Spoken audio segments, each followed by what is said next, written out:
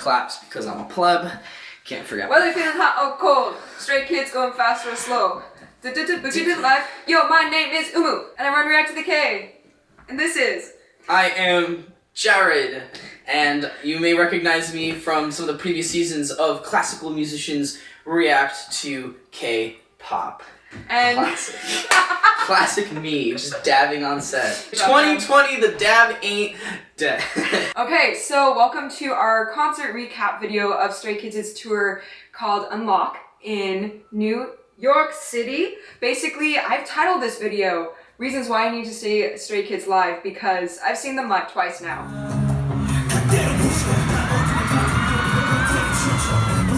And out of all the groups that I've seen, they've been the best concerts ever, period. So just by going over what amazed me so much about this concert and hinting a tiny bit back to last year's concert, I actually already made a recap video for that where I dropped the F-bomb too many times. I'm so sorry. It's coming, I know what's gonna happen, and I fucking love it, I dig it! But yeah, I've been consistently mind blown by their performances, and so I just would love for everyone to see them, whether they're like hardcore to not very hardcore Stray Kids fan. Yeah, and then Jared, you're going into this completely differently than me. Yeah, this was actually my very first like solo group concert show movie out of body experience, if you will, because these concerts are just you know, the only live shows that I've seen have been at the various K-cons like New York and LA, so it was very interesting, you know, being able to spend, you know, a solid chunk of time with this one group. Talking about Stray Kids' Unveil tour from last year, that became my favorite K-pop concert ever because of the way that they organized the set list. Basically, they had this many amount of albums out at that time, and they did a few select songs from each one, so it really showed a journey throughout the entire thing, and it was the most amazing experience that I'd ever had. And not only was that story amazing, but so was their performance. Like, they just did not let up energy-wise, and that just really blew me away. Their rapping and their singing was extremely solid. And so going into this, I was wondering how on earth can they outdo themselves, and they did. They did. He saw them at KCON. Yeah, I saw them at KCON. So you've got like a little teaser of what they can do live. And honestly, like they blew that out of the water. Like, I had my small preconceived notion of who Stray Kids are and what they do, but this show was like worlds, universes, districts above any kind of expectation that I had going in. And I came in with a pretty open mind, because like I get like K-Con's a very kind of limited platform to really get an idea of who a group is. Yeah, basically in this video, we're just gonna go through the entire concert, not talk about every single song, because otherwise this video would be like 3 hours long. So we're just gonna lightly go through, and then at the very end, I will talk about my high touch experience and what it was like. You got to touch their hands. Like, in a good way. What it was like for security to get pissed at me because I was actually taking time to try and say things to Stray Kids. But we'll go into more detail later. So let's start at the very beginning of the concert. At the beginning. They started off so solid. They started off with the giant screens with chains, and then they just started unlocking. Yeah, it was, like this rumbly bass, like, feeling, like you just feel yourself opening up, you know, and yeah. The screens were done really well. Thank you, screen designer person. Yeah, fantastic. And so basically, while these screens were unlocking, we got little bits and clips of vocal parts from District 9, so we knew what song was going to start off. And so they did a remix version of District 9. Dude, their remixes are so good. I think what I love so much about Stray Kids' remixes is that they keep a lot of really important elements of the original song while just completely changing certain sections. Oftentimes with Stray Kids' remixes, they change the time, the feel. Okay. So halftime versus double time versus tempo, this is common time, and then halftime is it's exactly half the amount of time, so it's exactly half time slower, and double time, so if this is the normal time, double time would be, right? So well, proportionally makes sense, but like speeds, yeah. yes, so that's what they messed with the most, and then on top of that, they added in new synth parts. They changed up the rhythms and the percussion. In my notes, I say, oh yeah, they started with a rap that I wasn't familiar with.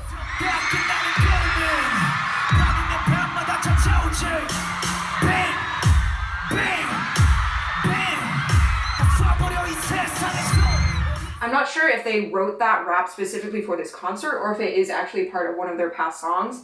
So I was kind of confused because I was like, okay, so they're quoting District 9 in this unlocking part, and then they go into something that I've never heard before, which I might just be a bad stay for not recognizing it, or maybe I'm not. It was perfect because it's like, in the opening, you have the gates open, and it's like still dark, and then all you hear is just this low, just like that, this super deep, the intro, and then all of a sudden, they start rapping, and you're just like, they really played off the anticipation in that opener, and you're just like, you're there, because it's like, you know how concerts are, you're waiting in line, you finally get to your seat, and it's like happening, you're like, oh my god, I'm finally here, it's happening, and then they're just giving it to you, there's like little bits and pieces at a time, just like, you're sitting there, a little bit, and like, you got that stank face on, you're like, yeah, and then they hit you, and you're just like, yeah! And then they go straight into District 9, and they do it differently than how the original song starts. The original song starts goes.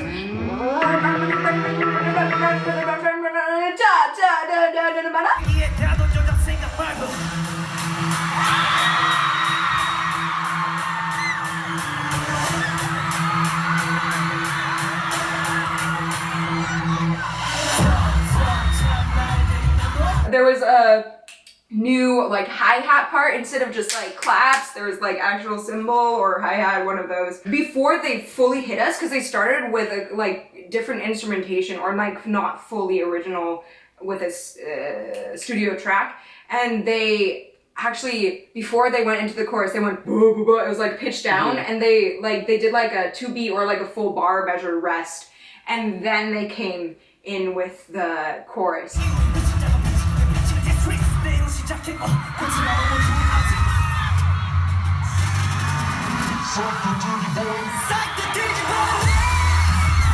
Oh yeah, and then they had a totally different ending to the song. So like it started off completely different from before, the middle of the song was the same as the original track, and then the last bit was so different.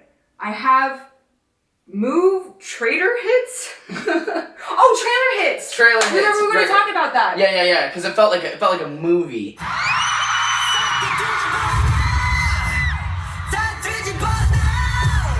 Feels like you're at a movie theater, but it's a concert, and like this being the opening song, it only makes sense that like they kind of give you that taste. The extra drama. Yeah. And what I loved about the trailer hits, so what we mean by trailer hits, if you watch a trailer, you'll see that like there's loud this woo, woo, like every single time it changes the scene to add like the dramatic feel. And when that happened in this song, it didn't quite repeat perfectly. Like they changed the sample hit every single time it returned, which I absolutely love.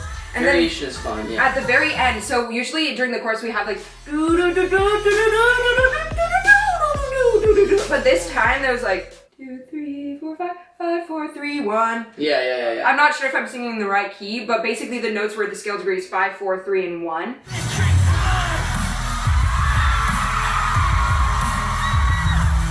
And so instead of having this rising and then falling, descending line, it was just constantly cascading. And so it gave a new vibe to the end of the song. And Stray Kids, I don't know if you're watching this, but I would buy this remix if you haven't already seen it. Okay, then moving on, can we please talk about Stray Kids' endurance? Because another reason why I think they're such amazing performers and it's so worth it to see them live is because oftentimes I see K-pop groups do maybe 2 back-to-back hardcore songs. Stray Kids this time did 1, 2, 3, 4. Basically 4.5 really hardcore songs. Like, they were just going, like, you get tired watching it. Because no, you don't, because they're giving you energy. They're giving you, yeah. I mean, the thing is like, you're not feeling it. Like, when you look back on it, you're like, oh my god, the kind of physical condition that these lads gotta be in, it's insane. You know, they're so wonderfully in shape. The thing is, like, throughout the entire thing, I never felt and from everybody there, nobody feels like burnt out. Which is why we stood the whole time, which is why Bang Chen didn't even realize they were chairs. Right, that's the thing. They give you that energy, and by being able to go 4.5 songs straight to just give you that energy, you establish the momentum early that this is gonna be a wild ride, and we're here for it. This is when they performed, so they did District 9 remix, they did Victory Song, Question. Rock was when they didn't do really intense choreography, but they're still jumping up and down and running around the stage. Then there was a dance break.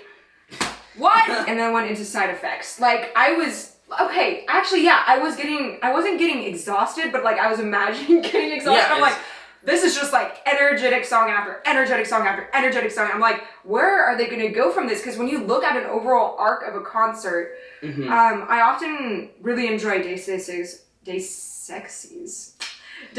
arc of a concert the best, because they always come up with different moods to start off with and end with, and it changes per concert. So this one, they start off up here. So how are they going to transfer? Because the encore gotta be crazy. It's gotta be even bigger than that. Yeah. So you set the bar here. How are you gonna go? How are you gonna go? But they did it. They did it so successfully. I mean, that's why I feel like they just keep stepping up with every performance they do. So this is when they finally stopped to talk.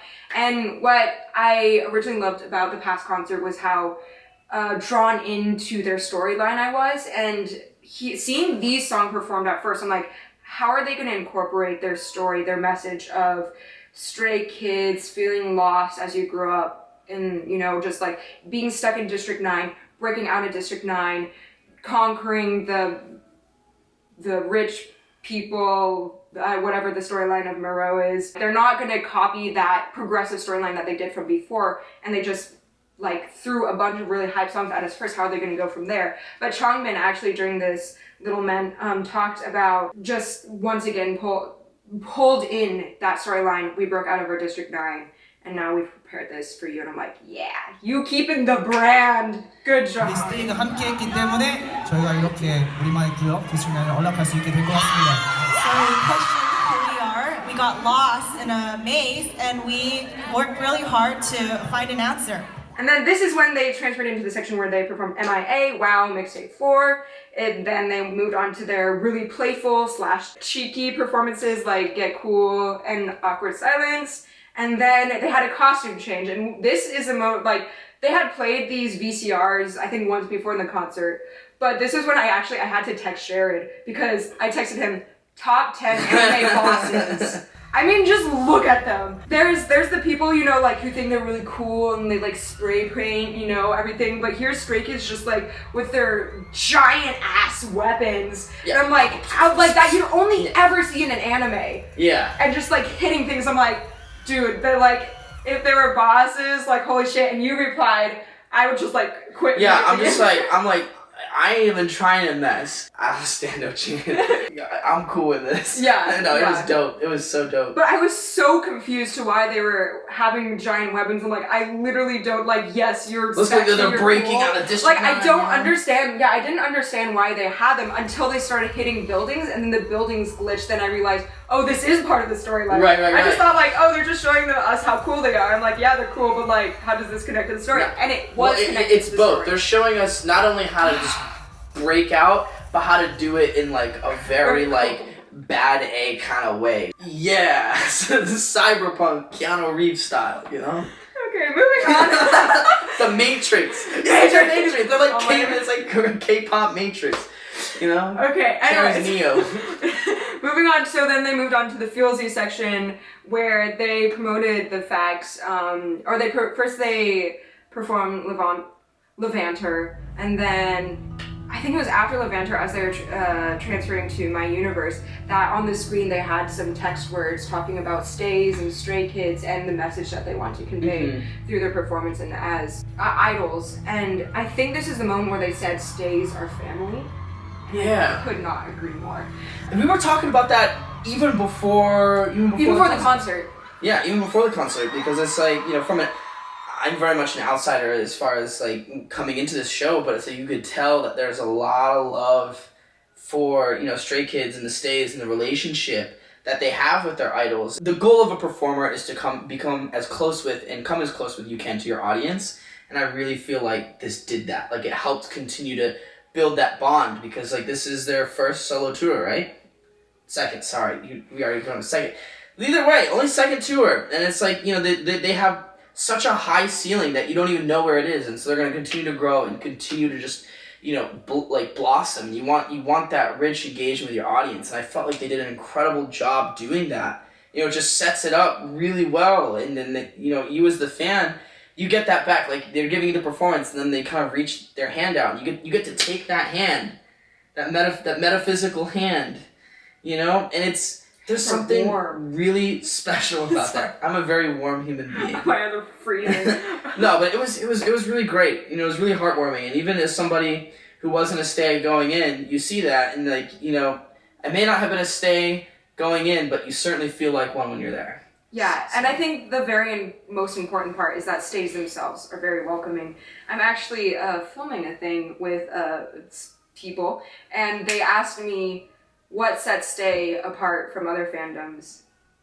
And I just thought immediately, because I went to Stray Kids' concert last year alone, and I ended up sitting next to two people who I've never met before. And I just feel like it was meant to be, because we really bonded during the concert. We were really in sync emotionally, and we've stayed in contact, and we met each other again after this concert. And I just felt as equally close as I had to when I met them before. And I met so many new people this concert. Like, there are two girls on my bus ride over from Rochester, New York to New York City. And I was like, I heard them say the word debut, and I'm like, Stray Kids? And they're like, Stray Kids! I'm like, boom, we friends! Like, Stay is so warm and welcoming, and I feel so incredibly comfortable with all of you guys. And so Stray Kids is doing such a good job of setting that family and love and accepting as an example for all their fans. Are you tearing up right now? No, I'm just losing my voice. Oh. I'm just losing my voice. Like, I'll tear up later. My heart is so later. warm right now. Like, I did a lot of crying earlier today at that thing that I was filming.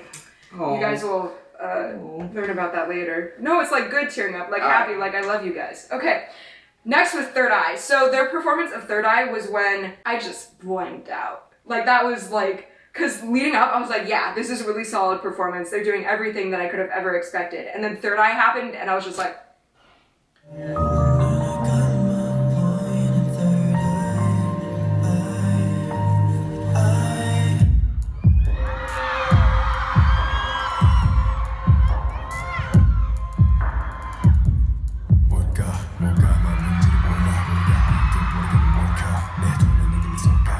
They take you to a different dimension. It does. That song takes you to a different dimension. I really love the atmospheric background vocals with the auto-tune, because I'm not a huge fan of auto-tune. But I thought auto-tune was used so well in that song, and I thought that the mood switching between the very ethereal sung parts and then the more rhythmic rapping parts, that was backed up really well with the instrumental, and then just like the performance was just so brilliant. Honestly, I'm gonna have to I filmed it on my phone. I'm gonna have to rewatch it so many times to actually soak it in, because I was freaking out so much I just kind of went blank. Yeah, you're just put on this ethereal plane. And yeah. It's freaking incredible. And then right after Third Eye was a new remix or new instrumental version of I Am You. I believe it's either the same tempo as the original synth track, or it's slightly slower. I don't know. I feel like ballads need to be like less than 90 BPM. I'm not sure what the BPM for this remix was. Mm-hmm. But then it featured strings, and in the bridge it featured French horns. I heard French horns. It might have been synth brass, but I heard them, and I'm like, thank you, Stray Kids. Thank you, we love you. Whoever did the instrumental for that track, they actually didn't use any percussion, which is why I guess people would call it a ballad, because there was literally all the rhythmic motion was coming from just piano. And then at one point they used a timpani roll. Yeah, to like really send it off. Yeah, to transition into a chorus. Oh, I love that. I love how they were all standing in a line, you know, together. You just feel that unity again, playing off that unity, and they're singing, and they're looking good, and they're sounding good, and you're just like, this is good. This is so good. This is beyond good. Yeah. But you're just lost for words because they just continue to just leave you speechless like every step of the way.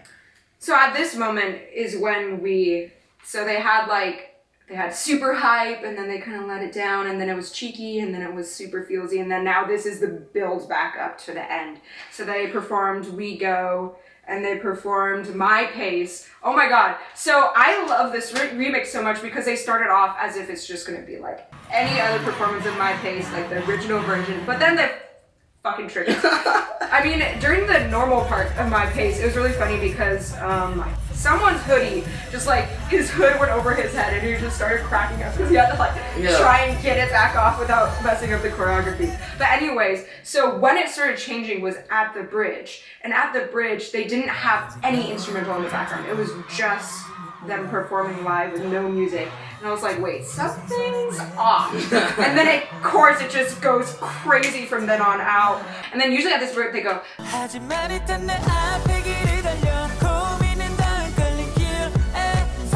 and instead they do,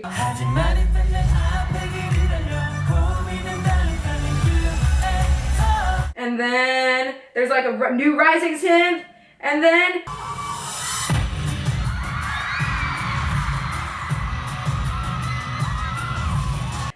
it takes a little bit.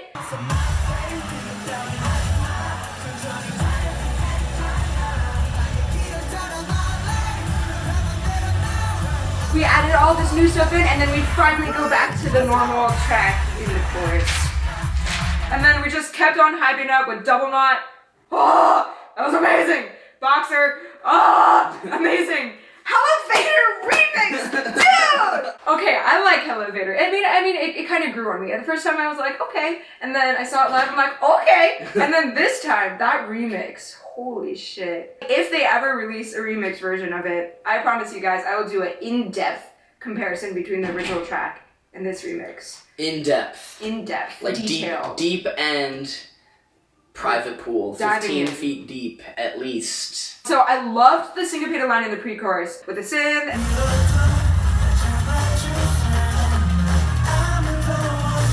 And then I love the percussion in the drop because usually at the elevator it goes, I'm on a elevate.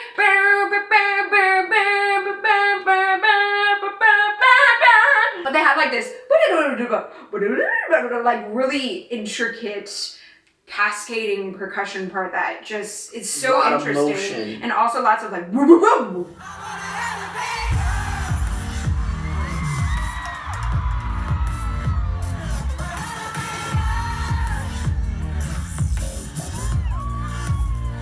like little spastic synth, so that when this chorus does repeat again, it feels completely fresh because it's so hard to grasp onto the first time. So you're like, is this different? But no, it's just a repetition, but it's like so complex that you just weren't able to like fully grasp onto This the just first like time. blew my mind. I just didn't even think about this until now.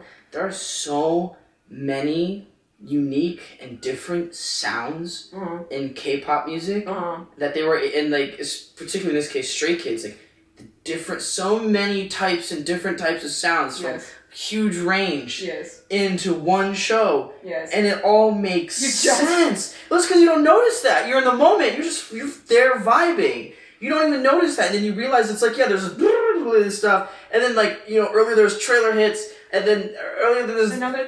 It's like it goes in so many different directions, and you don't realize it. You don't realize it. It's done so expertly, and it's so cool. And you have to look back and from as musicians, as people who just genuinely enjoy music, you don't hear that kind of range of sound anywhere else. Right. Wow. Sorry, just kind of blew my little mind right there. Right after they did Elevator Remix, they did a complete dance break.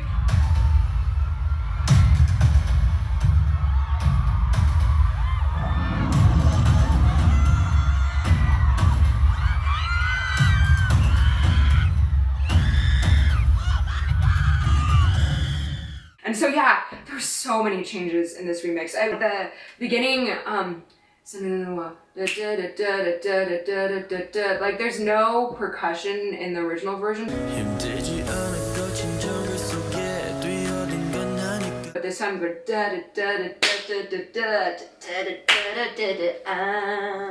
okay. And so like they started halftime, which is completely different, and they had this really new percussion line that continued throughout the pre-chorus or whatever the hell this form is, because I still don't know what this form is.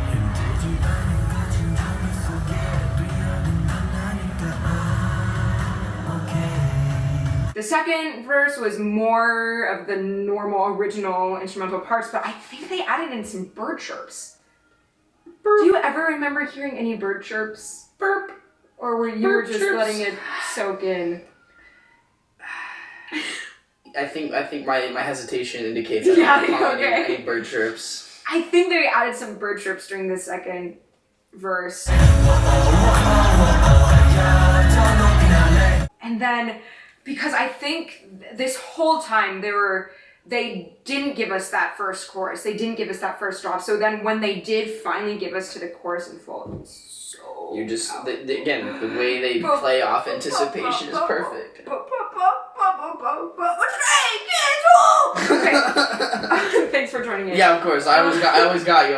Thank you, I'm right here. Okay, and then after Miro, they did the ending thing. And that's when they like talk from the heart. And I'm always amazed by Stray Kids' ending mentions, because if they do read off, you know, the monitors, I don't notice it at all. There's so many groups out there, I'm like, they're literally just reading from the monitors and I feel no connection to them. Stray Kids, I was like, wow, they're really thinking really hard and talking to us instead of, yeah, wasn't that awesome? You know, that type of thing, which I totally understand, like speaking English is not their normal language. I'm not trying to roast any other groups, but just personally, I love it when I feel more connection to the artist performing. And I think Stray Kids did, I think most of them didn't use the monitors, which was such a wonderful experience. For the encore, they perform Yeah, Yeah, Yeah, Yeah, Yeah, Yeah. It's like their, you know, their encore from last year too, and it's really hype, and it's like, ah, yeah, yeah, yeah.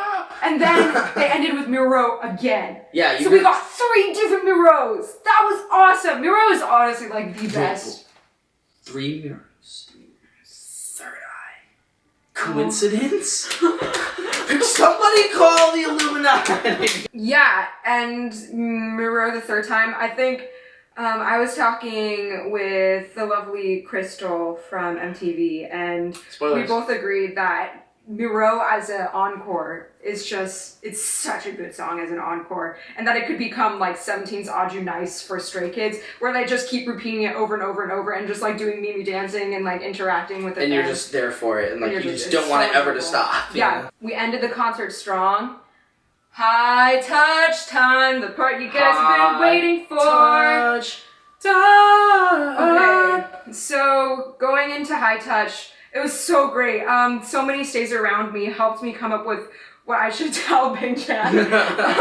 Because if you didn't know already, he gave my channel a shout out on his live stream, which I'm so fucking grateful for. Thank you. Much love. I don't know if he's watching this. Hi, Big Chan, if you are, thank you so much.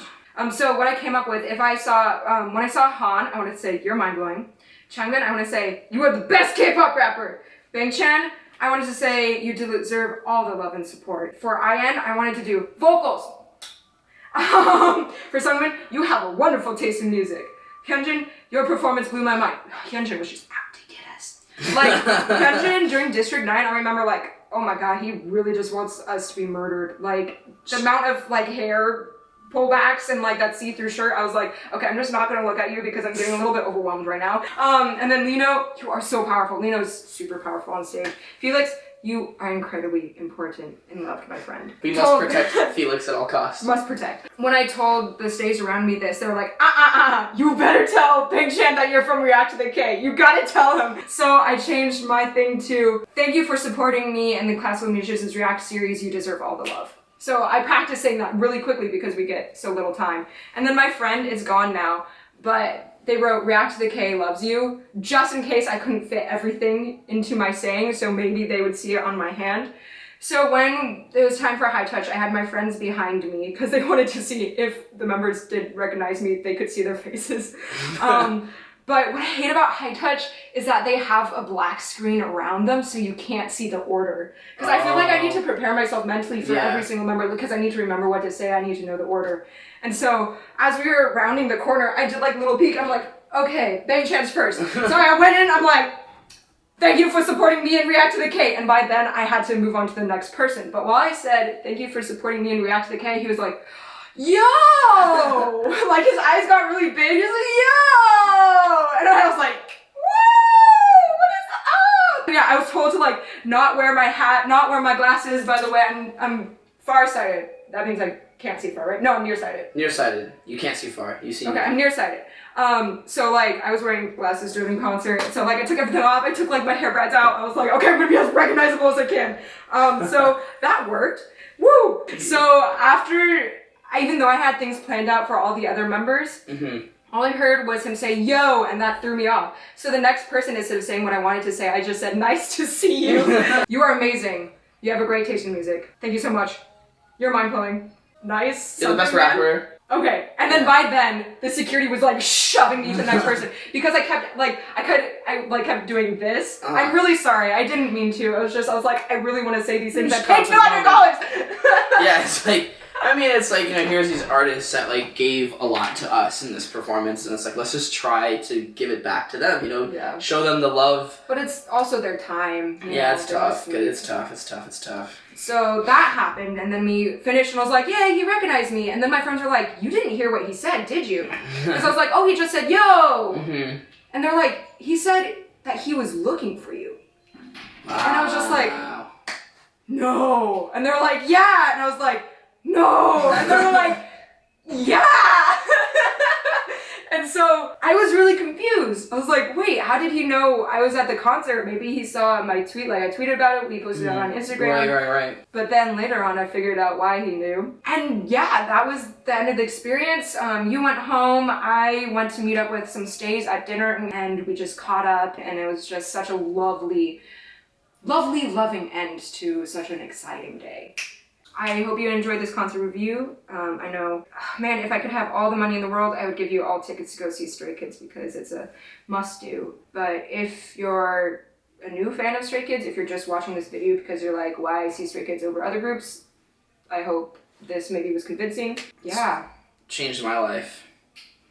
Factually, spiritually.